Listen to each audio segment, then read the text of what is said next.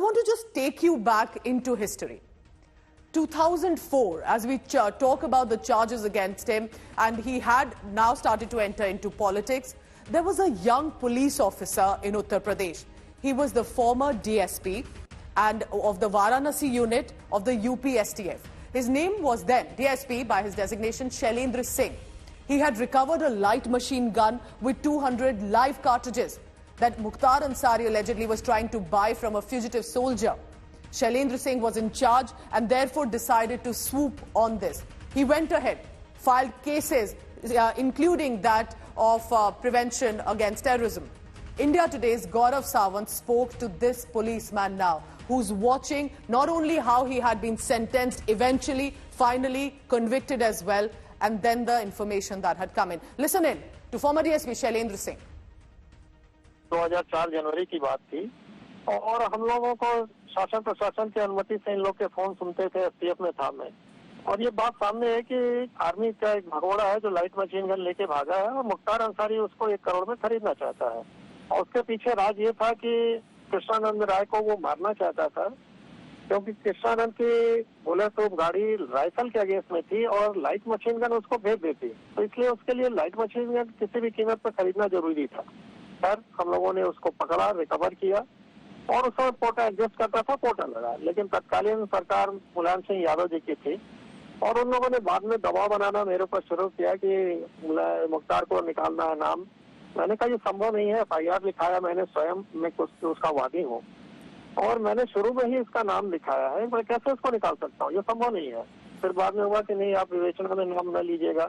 मैंने कहा वो भी नहीं संभव, मैं अपनी लिखाई बात को डिक्टो नहीं करूंगा, तो मैं रिस्पॉन्सिबल होऊंगा कि मैंने गलत पैसे लेके कुछ भी नाम छोड़ दिया, इसका निकाल दिया। लेकिन उसके बावजूद भी मुलायम सिंह यादव जी ने अपनी अल्पमत की सरकार इन लोग सपोर्ट करते थे बचाने के लिए मुख्तार अंसारी पे कोटा लगाने की अनुमति नहीं दी और अंत में मुझे ही विक्टिम बनाया गया कि मैंने गलत किया और नतीजा आपने देखा 15 दिन बाद मुझे रिजाइन करना पड़ा। हम सब लोग को, टीम को यही उम्मीद थी कि जिस चीज को उत्तर प्रदेश की पहली और आखिरी रिकवरी है लाइट मशीन गन, आज तक उत्तर प्रदेश में रिकवर नहीं हुआ है और हम लोगों ने जान पर खेल के उसको रिकवर किया था। तो सबको उम्मीद थी कि हम लोगों ने अच्छा गुड वर्क किया है, आउट ऑफ टर्न हमारी टीम को प्रमोशन मिलेगा। लेकिन शाम तक आते आते स्थिति बदल गई और लगातार ऊपर शासन प्रशासन से नीचे हमारे अधिकारियों के माध्यम से हम पे दबाव बनाने लगे। जब मैं इस पर तैयार नहीं हुआ तो आपको याद होगा उस समय रातों रात बनारस रेंज के आईजी, बनारस रेंज के डीआईजी और एसटीएफ के एसएसपी जो राजकुमार विश्वकर्मा अभी मुख्य सूचना आयुक्त बने हैं, ये हमारे एसटीएफ के एसएसपी, तो सबको रातों रात ट्रांसफर कर दिया गया।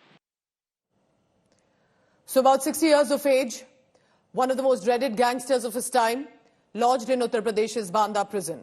Mukhtar Ansari has died after suffering from a cardiac arrest, according to the doctors. The gangster politician was rushed to a medical college where he died during treatment. Politics has expectedly peaked on this because he had also been a 5-time MLA and had been strong in the political corridors in Uttar Pradesh. But specifically after his son, Umar Ansari, made a claim that his father was allegedly poisoned. Umar Ansari is alleging that Mukhtar was ignored by jail officials. They did not pay much attention to him or his treatment, and claiming that the slow poison was given on 19th of March. He's also saying that he has full faith in the judiciary and will seek help. Now, across party lines, specifically from the opposition parties, they have jumped in to target the government, specifically of the state of Uttar Pradesh, against Mukhtar Ansari. Asaduddin Owaisi has said government didn't pay attention toward Ansari despite suspected food poisoning.